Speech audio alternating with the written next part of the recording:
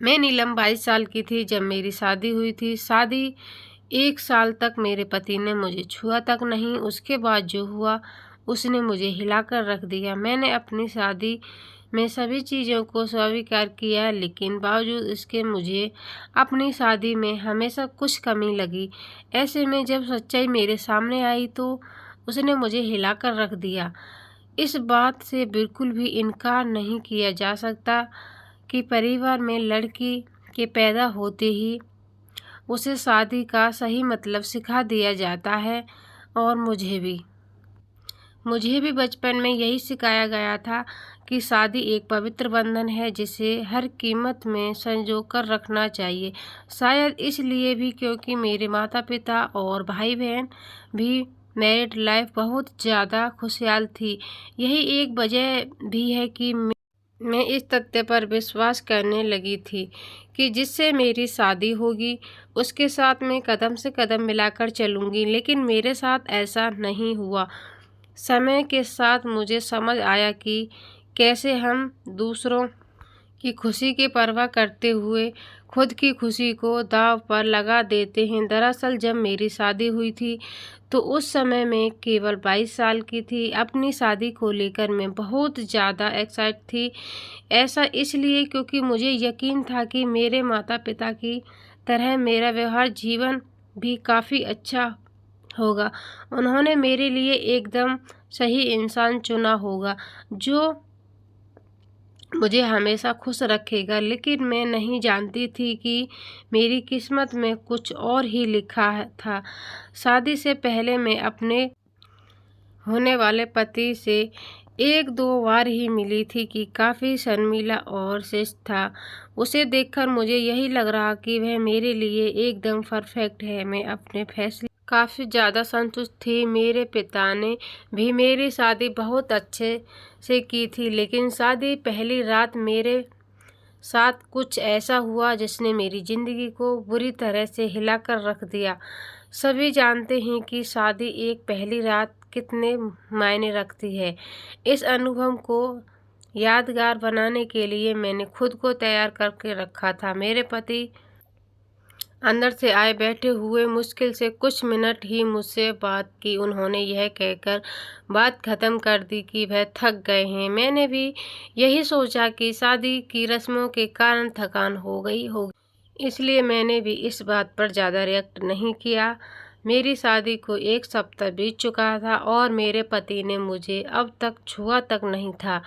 मुझे कुछ अजीब सा लग रहा था, लेकिन मैं अपनी तरफ से पहले नहीं करना चाहती थी ऐसा, क्योंकि मैं भी बहुत शर्मीली स्वभाव की हूँ। वैसे तो वह है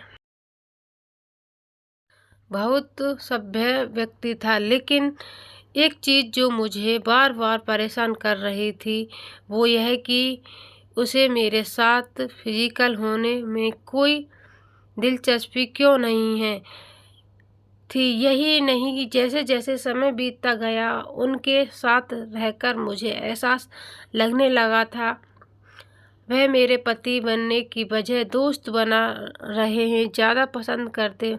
महीने बीतते गए, वैसे ही मुझे हर रोज़ एक नई चीज़ का अनुभव होने लगा। लेकिन अब मैं हमारे बीच न्यू कपल वाली फीलिंग नहीं थी। ऐसा लग रहा था कि शादी करना और इसे बनाए रखना उनकी मजबूरी बन गई थी। मैंने कभी उससे शिकायत नहीं की, ऐसा इसलिए क्योंकि वे बेहद नेक दिल और दयालु इंसान था। मुझे उनके साथ किसी तरह की कोई दिक्कत नहीं थी, लेकिन इसके बाद भी मुझे लगता था कि मेरी शादी में कुछ कमी है। हमारी शादी को 1 साल बीत गया और हमारे बीच छोटी सी बात को लेकर झगड़ा हो गया, जो वास्तव में गंभीर लड़ाई में बदल गया। मेरे मन में गुस्सा था, वो मैंने कह दिया कि मैं एक पति के लिए तरस रही हूँ जो मुझे कभी नहीं मिला। जैसे ही मैंने ये शब्द बोले मेरे पति एकदम से चुप हो गए और बिस्तर के किनारे पर जाकर बैठ गए। मैंने जब उन्हें रोता हुआ देखा तो मैं चुप हो गई।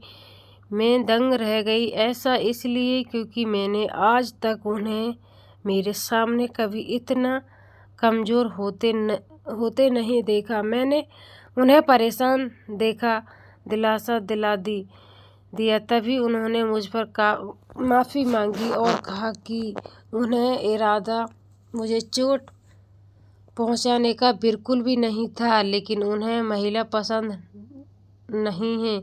मैं कांपते हुए अपनी जगह पर खड़ी हो गई। उन्होंने कबूल किया कि वह समलिंग है। मैं कुछ समझ नहीं पा रही थी। मैंने फिर पूछा कि आप समलिंग हैं? तो उसने मेरी तरफ देखा और कुछ नहीं कहा। मैं यही सोच रही थी कि मेरी शादी बस एक दिखावा थी। मैं बिस्तर पर चुपचाप लेट गई और हकीकत से भागने के लिए सोने की कोशिश करने लगी, लेकिन मैं अच्छे से जानती थी कि यह सपना नहीं है। मेरे पति पुरुषों को पसंद करते हैं। मुझे यह बात हर हालत में स्वीकार करनी थी, लेकिन इस दौरान मेरी अपनी खुशी का क्या? मैंने अपनी खुशी की परवाह न किए बगैर उनके साथ जीवन भर शादी का ढोंग रचाने का फैसला किया। हालांकि मुझे धोखा देने के लिए उन्होंने मुझसे माफ़ी मांगी। उन्होंने कहा वह सब कुछ मुझे बताना चाहते थे, लेकिन उन्हें लगा कि वैवाहिक जीवन में वास्तव में होने के बाद शायद वह बदल जाएंगे, लेकिन ऐसा नहीं हुआ। हमने फैसला किया कि अब ऐसा नहीं चल सकता। हमें किसी न किसी निष्कर्ष पर तो पहुंचना ही था। ऐसे में हमने तलाक की अर्जी दायर की, जिसकी वजह से हमारे परिवार में बीच में संबंध खराब हो गए, लेकिन मेरे और मेरे पति के बीच दोस्त के रूप में रिश्ता बहुत मजबूत हो गया। मैं उन्हें समझाने और उनकी भावना की कदर की। वह चाहते थे कि मुझे ऐसा व्यक्ति मिले जिसके साथ मैं हमेशा खुश रहूं।